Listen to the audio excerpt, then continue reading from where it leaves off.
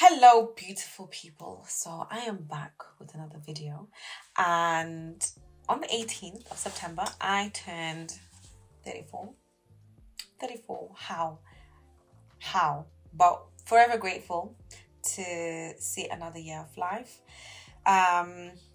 So my good friend, my good sis Chrissy sent me 34 questions for me to answer. So I thought I would as I answer these questions, I did a makeup tutorial. This is just a simple everyday makeup look, that I thought I'd share with you. Just, to kill two birds with one stone. Instead of making two videos of a makeup tutorial and then answer the questions, I just thought I'd just combine them together. So I hope you enjoy the tutorial, and I hope you enjoy hearing my answers to these 34 questions even more. So yeah, let's get started. I wish you guys knew the struggle that I've had trying to film this video, but we move. So I went to get my nails done on my birthday, and the next day I snapped this pinky and I was just so deflated and I was, woe is me. So I never ended up filming, which is ridiculous, but anyway, we move. So I've already done my eyebrows. I just thought I didn't really need to drag that process, because it takes me a long time to at least get my eyebrows right, and I'm still not even happy with them.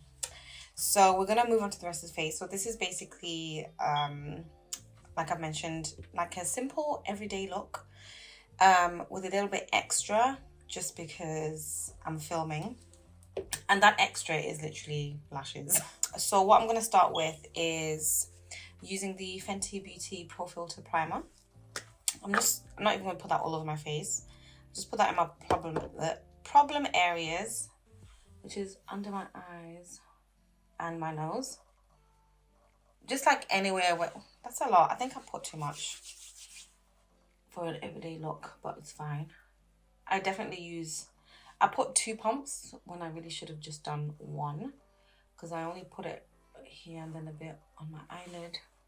So I'm gonna start answering these questions, because since turning 34, I don't know how I feel, because I feel like sometimes we put a lot of pressure on ourselves to have been at a certain place by a certain age or by a certain time.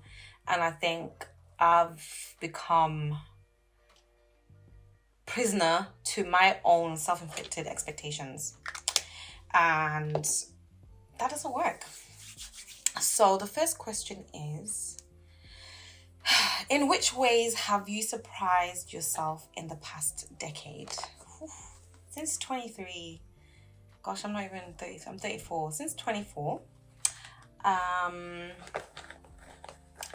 I think my resilience, I've been through quite a lot of things that I think definitely broke me, but I was able to rise like a phoenix from the ashes. I'm using the Maybelline Dream Urban Cover. I really love this foundation. Yeah, I think the past decade, I've graduated university, I've become a mother, I started a business. I'm just figuring life out, and I think I'm doing okay. I mean, definitely some areas I think I could definitely have done better and made better choices, but I think all those choices I've made have brought me to where I am today. Question number 2. What's been the most transformative experience in your 30s? Oh, child. Turning 33. Guys, I was so emotional on my 33rd birthday. I couldn't stop crying, and I didn't know why. And I remember I was in the shower, I was with my parents, and I was in the shower. And my mom says, "Are you okay?" I said, "Don't ask me that, because I won't stop crying." I was just trying to get a grip of life, really, because I'm 33. I'm not married. I'm single. My career is not where I want it to be. I think I was just being so hard on myself unnecessarily. But I think that year, my 33rd year, was definitely the most transformative, because that's the year I also did therapy, which changed my life. I highly recommend therapy. And during that process, I had to let go of a lot of things. I had to forgive without hearing sorry. I also had to forgive myself. And it was a lot of shedding in my 33rd year of life. I went bald. I'll insert a picture for you guys to see. And I think I stopped internalizing other people's opinions and projections onto me, because I think I'm definitely an empath, and I'm somebody that always wants to, I'm a people pleaser to my own detriment, which never helps anybody. So when it comes to my everyday makeup, I tend to only put makeup on this part of my face, I think. Yes, this part of my face, because I feel like, and then I kind of just drag it down a little bit, because if I'm not either going on a date or going for a job interview, why am I wasting my makeup? So I only do a third of my face, and then I just work it down. So I kind of just leave the rest, any excess, I just kind of brush it through. Okay, question number 2. This is going to be a long ass video. Okay, I'm going to try not to drag this. Okay, describe 33 in one sentence. What the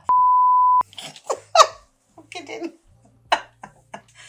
33, oh yeah. 33 was, it's above me now. Yeah, I think, yeah, it's above me now. Is that even a full sentence? But that's it, really. Question number 4. In which moments have you felt the deepest connection with your true self? So I feel like when I am with my child, because I feel like your children look past your imperfections. You are perfect in their eyes, and I feel like with Ethan, I am my truest self and my purest self, because I get to be in touch with my child, my inner child, kind of funness and carefreeness. Using the Juvia's Place Saharan, and I'm using this one here. It's called Katsina. So I'm just going to spread that over my whole eyelid. So because this is an everyday look, we're not kind of going to go crazy. Yeah, so like when I'm with my son, that is when I am my truest self, because I don't have to pretend. I don't have to push aside any, hesitations, I think I'd say. I can just be myself and have fun and not care, not overthink, because my son just takes me as I am, Next question. Oh, let's talk about motherhood. I love that I'd already started talking about it. What's the most powerful lesson motherhood has taught you about resilience and love? Man, being a mother has definitely taught me selflessness, patience, strength, priorities, loving the perfectly imperfect moments. Definitely resilience, because boy, 6 years of this motherhood thing, how do I explain this? It has been a joy, obviously, to be a mother. I've always wanted to be a mother. I think I've said it in one of my previous videos that even when even when I was like 16, I wrote a letter to my first child.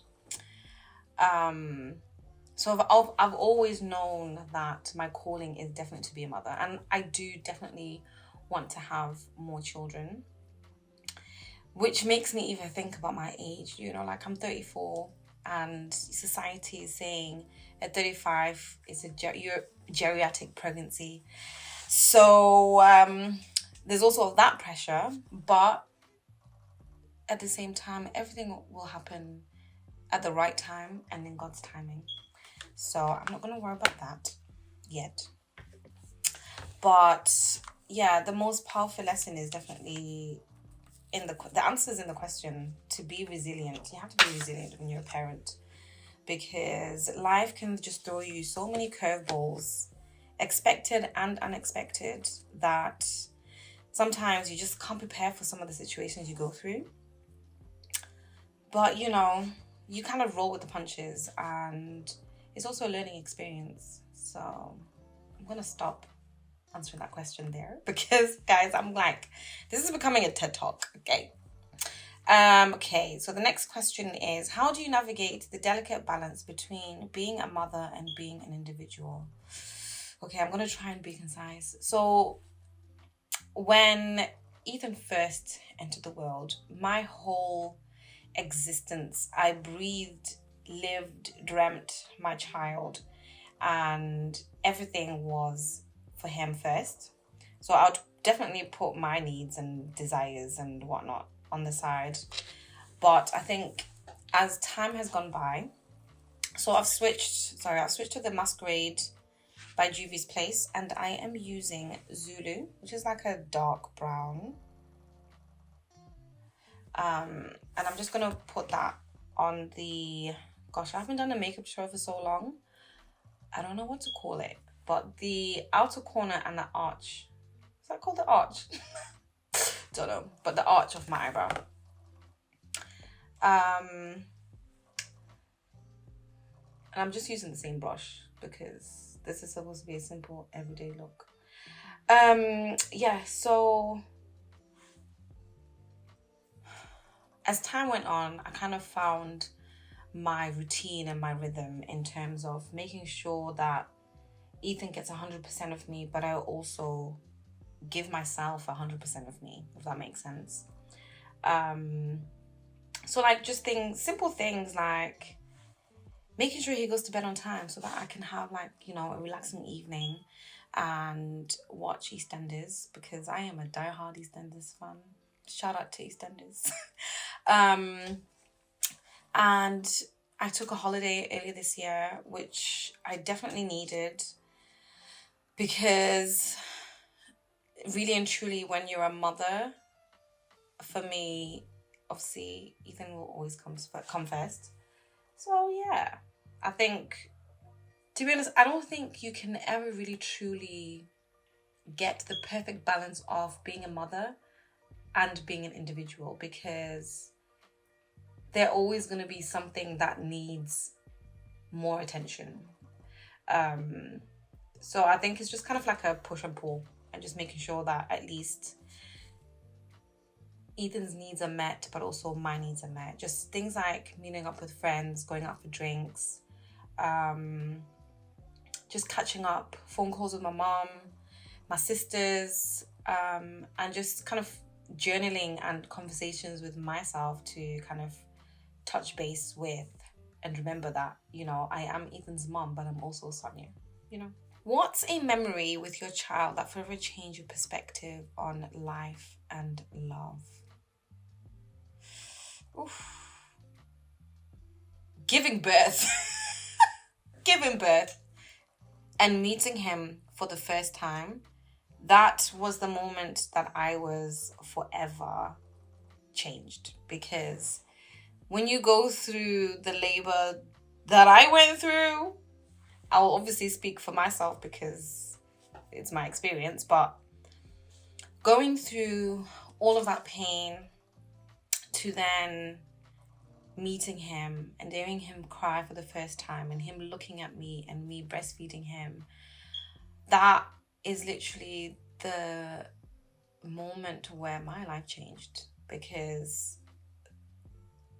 I just brought a new life in the world, and there was so much love because of him. But another fun memory would probably be whenever we go for walks and we're just talking. I remember I said to Ethan, like, to put his tablet away and that we would just talk.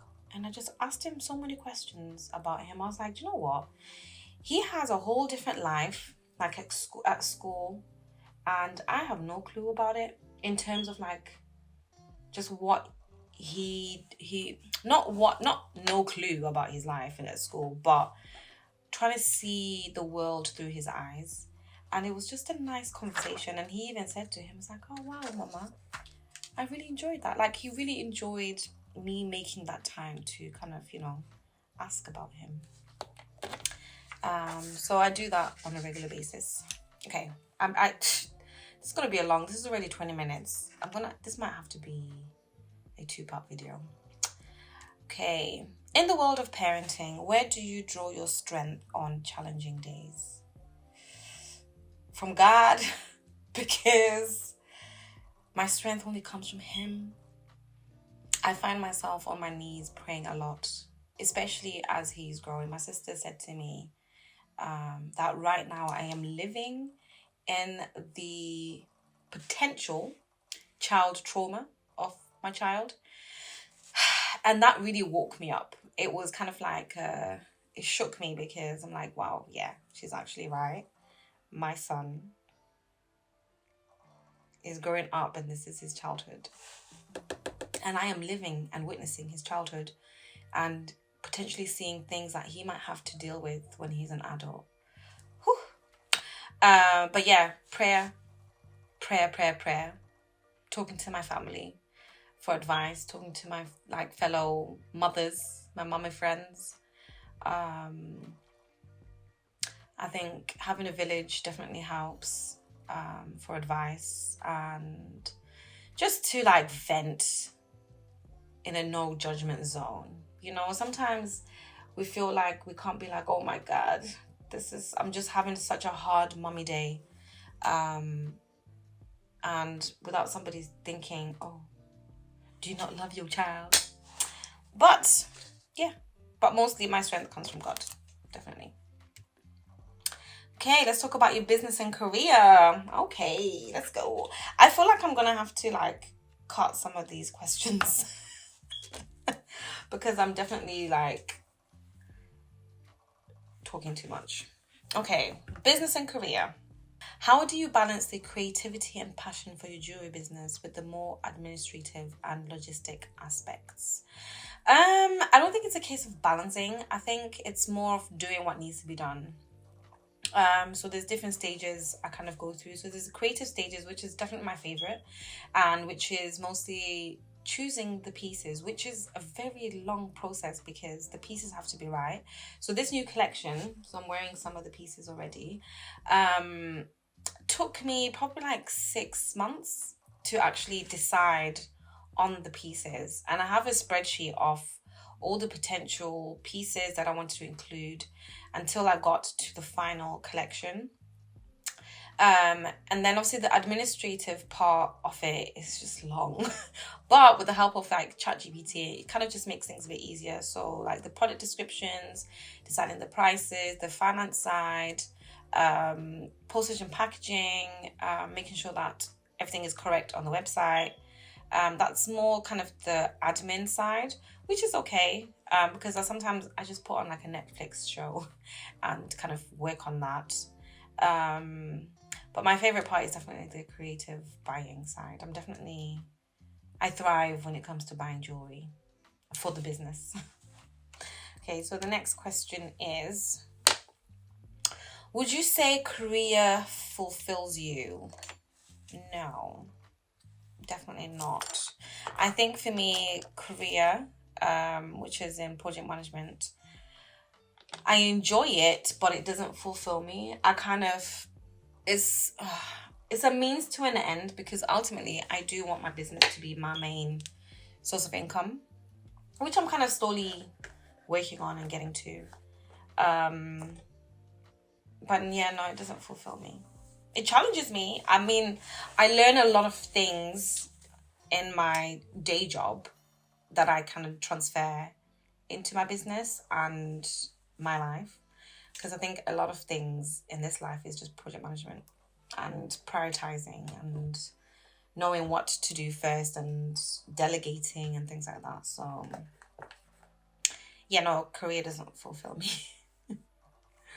Okay, so now I'm going to be using LA Girl Pro Concealer. If that wants to focus. If I close my eyes. Is that going to focus? Okay. By Fawn. So I'm going to be using that next. And I'm just going to just lightly conceal my eyes and just put a little bit on my nose. Because it is an everyday look after all. This kind of makeup routine does not take me long at all to do. Because I'm talking. Okay, so how do you maintain authenticity in an oversaturated online market? I think being myself, I think I am, dare I say, I am the USP, basically. So I think with my customers and like my followers and supporters, they support me because of me. And I think if I show myself more, my audience will connect with me, and naturally that will then overflow into my business or any of my endeavors. So yeah, definitely jewelry is definitely an oversaturated market. I think I'm seeing a lot of jewelry businesses popping up. Almost every other day I see a new business. So I think definitely being me and connecting with my audience is probably one of, if not the way that I kind of maintain my authenticity in the very competitive jewelry business segment market. Okay, next question. If Ethan were to ask you about the essence of what you do, how would you explain it to him? I would say I have multiple jobs that provide me an income so that we can live the life that we live. So I would say that I'm a project manager, which means that I make sure that projects are done the right way. The people that are supposed to do it by a certain time within a certain budget. Have I put too much? I feel like I've put too much on the side. And I have a jewelry business. I mean, I've involved him in my jewelry business. He definitely helps me with my photography. He always sees like the pieces, the stock that I have, and he knows what I do. I kind of involve him with business things because I want him to also be thinking about what he would want to do, and hopefully he will start his own business as well. I think that's it. Okay. Woo, girl, Chrissy. Let's talk about love and relationships. Oh, Jesus. See, this one, I don't know if I'm going to put this online because it's a little bit too personal. But let's see what the questions are.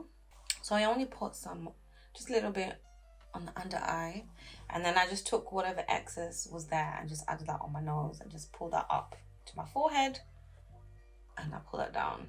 That's it. It's not really a complicated tutorial, so I hope you guys have been kind of following. Unless you want me to do like an actual dedicated makeup tutorial, let me know and I can do that for you. So what I'm going to do now is going to set my face using the translucent powder by Laura Mercier. I'm sure everybody knows about this one by now. If you don't, where have you been? And then I'm just gonna add that little bit under my eyes and set that. Okay, let's see these questions. In the midst of personal and professional commitments, how do you approach the quest of love? Well, I think... So I recorded that and there was no audio, so I'm gonna have to answer those questions again. I think right now, I am not on a quest for love because I am also in my soft era. I'm in my damsel in distress era. I'm in my feminine energy. I'm just a girl. So I am currently not on a quest for love. I mean, to be loved and to love is a beautiful thing. So I will patiently wait for the right love. How have your past relationships shaped your current perspective on love?